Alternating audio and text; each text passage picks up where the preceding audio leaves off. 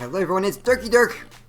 Want to talk about the actual updates that might be happening. They're for the test server right now, so they might go in this direction.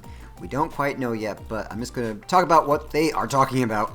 First of all, channel update. I am so close to 900 subs. That's amazing, guys. So please, if you can, I'm different. But there's a great community here, and if you guys please can help me, tell your friends. I'd like to get up to 1,000 subs before this Kappa thing destroys YouTube. You never know, it might not happen. But anyway, I'm almost there, guys.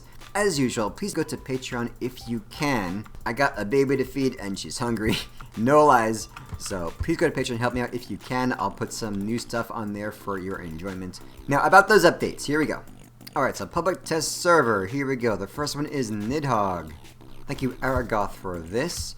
Set Nidhogg, reloading speed increased from 17% from 3 to 2.5 seconds. That is totally fine. As far as I know, everyone is using the Fafnir instead of the Nidhogg. Nidhogg is a pretty decent weapon. It's got a much better range than the Fafnir, and the spread was not really affected by that weird buff nerf, kind of disguised nerf they're going with. So they're okay, but as a legendary, it says here it doesn't really compare to other legendaries, and that's pretty much true. So what can you do is increase the reloading speed. That's the one drawback of all these reloading shotguns.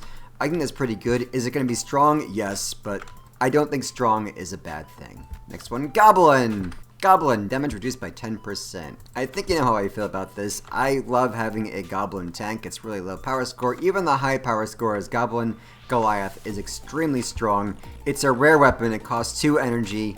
It totally wrecks faces. Should it be nerfed? Probably. I love having OP weapons, don't get me wrong, but I think that's a fairly good balance. You see them everywhere. My problem now with a Goblin tank is that I come across many other Goblin tanks. And there it's really hard to say who wins. Probably those who are really good at steering and out-turning the other guy. But they're just everywhere. I like grinding with weapons that definitely give me what I need, but I think that's okay. Thank you, Manil Bruna, for this one. Durability increased by 19%. Damage increased by 6%. Alright, so yeah, Punishers, we don't really see them. I don't really know why we don't. I mean, there are relic aspects, and they should be, I guess, relic worthy. There are a lot of really amazingly OP relics out there. Punisher hasn't really been one of them. They seem fine. I think a damage increase is always needed, and I'm not sure about the durability. That was really an issue, but damage is always a good thing. I never really understood where relics are in the game because it takes so much resources to craft one or to buy it that it never seems worth it to me. But I guess if you played the entire game for years and you have nothing else to do, I guess you go for a relic, right? So you might as well have a relic machine gun that is better than an aspect. I guess I'm fine with that, whatever. Next one is Pulsar. Thank you, Chet, for this. Durability reduced by 9%. I think that's a fairly good balance. A lot of people are really good with these. I really commend you. Haven't really tried it a whole lot, on the other hand. From the top of my head, playing against these things is really difficult because I never go for the weapons as I always do. They have so much HP that I would end up just going for the cab and not the weapons. And that's extremely strong.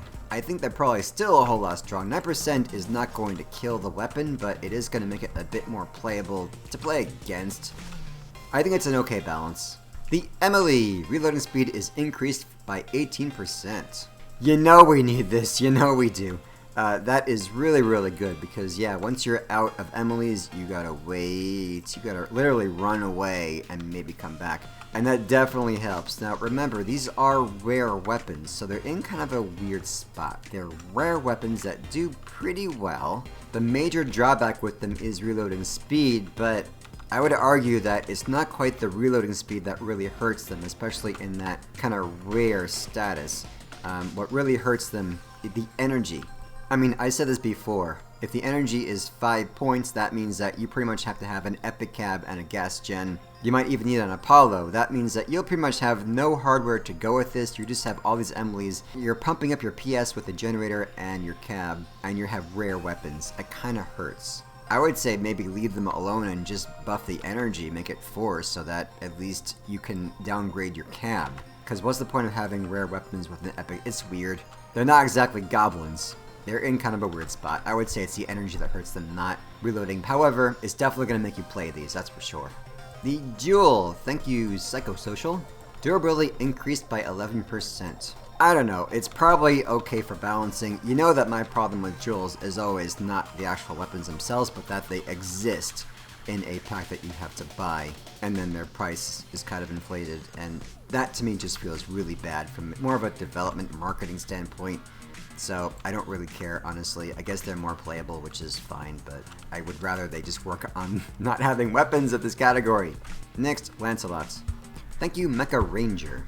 Lancelot explosives damage reduced by 20%. Holy heck. This is a really big one. That's a big reduction. Of course, I'm not on test servers, so Kablawi, I am gone, but I guess in games, it's going to be a bit harder to one-shot a really, really heavy tank, and then it might be harder to two-shot the next guy. It's definitely gonna hit hard. What does this really mean? Let's think about this. A Lancelot pretty much destroys a guy, blows up, goes back to garage, gets their resources really quickly, has a lot of quick, cheap games. Is that still going to happen? You can. That's not going to affect anything. You probably can still get away with that. But as far as the game itself, it might not really be so good to have these on your team anymore. So if you really want to play for fun and win some games and get your daily missions for winning games, then you have to rethink these a little bit. I kind of like where they're going and that it sort of forces you to play well with Lancelots and make Lancelots more of a secondary weapon, which means that you're not just doing this. You're going to get some Lancelots to complement some melee or something else, or just have some other thing to do after you lose all your lances. I mean, you see it all the time in Clan Wars, where you have a lot of these hybrid Harvester Lance guys. You have about 4 lances and Harvester Spark or something.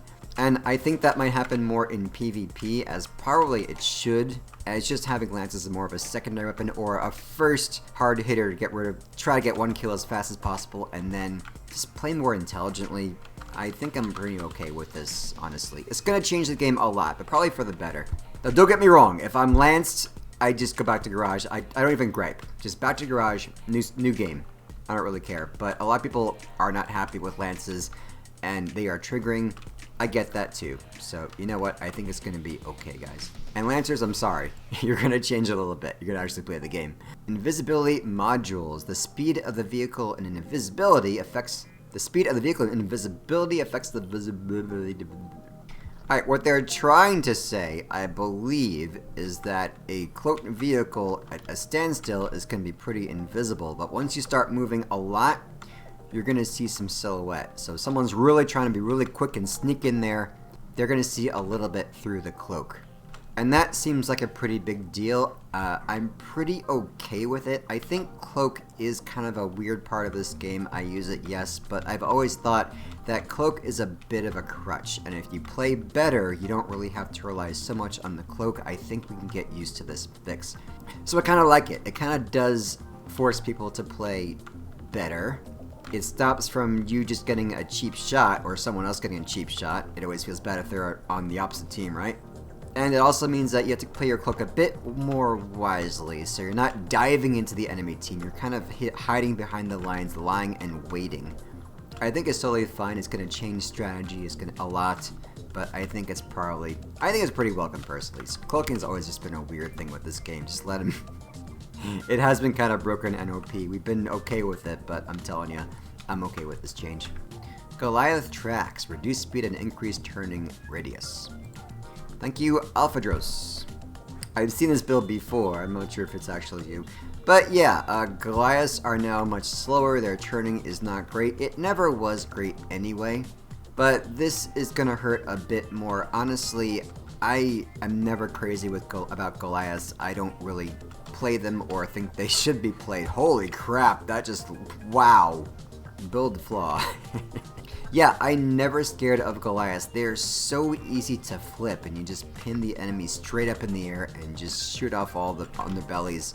I think it's a pretty poor thing. I think people rely on them a lot, and they're kind of poor. So I would like to see Goliaths go away a little bit because people rely too much on trying to make this build as OP as possible in a low power score where the Goliath kind of has to be shot through.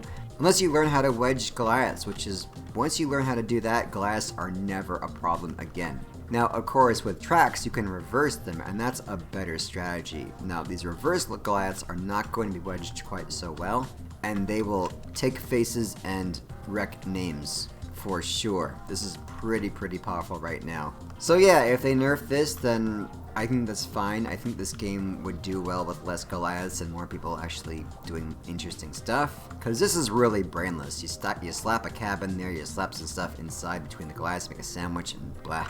In addition, Knucklegrad is changed, which I don't even know. There's 2 more quick messages, thank you and watch out. Thank you is always a nice thing to have in the game, although great is our thank you right now.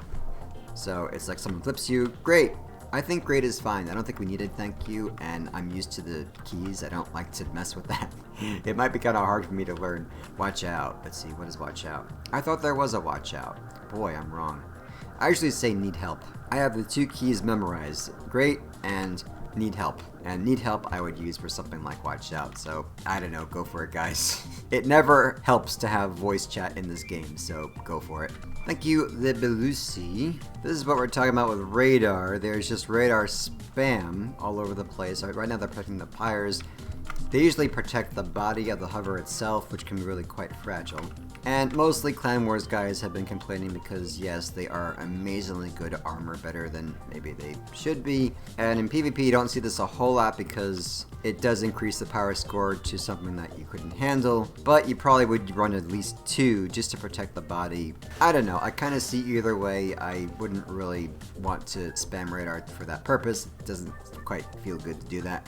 So last time we saw that when a radar was lost, they would you'd lose your HUD for 3 seconds. This is saying that nope, we're not doing that. I guess that could have been a bug. You never know. I don't know if they intended to do that or what, but I guess that's not a thing. They're gonna do something else. I'm fine with the something else.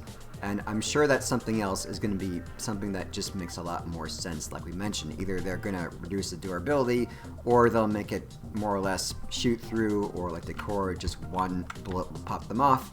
Or, like I really preferred, is just give us a limit of 1 radar per build. Or maybe just 1 0 energy radar per build. So that is that. These are some changes that are coming up. They are balance changes, which I don't see anything wrong with any of those. I think they're pretty welcome. There's other things that were worse problems, but I'd say that this is a pretty good start to the new year. I love Crossout. I probably will always love Crossout. And so I think this is great. This is a good start. They can do more. They could have done less. So let's be grateful, and I will see you guys in the new year for sure. You guys take care. Don't drop that Dirky Dirk, hey, don't drop that Dirky Dirk.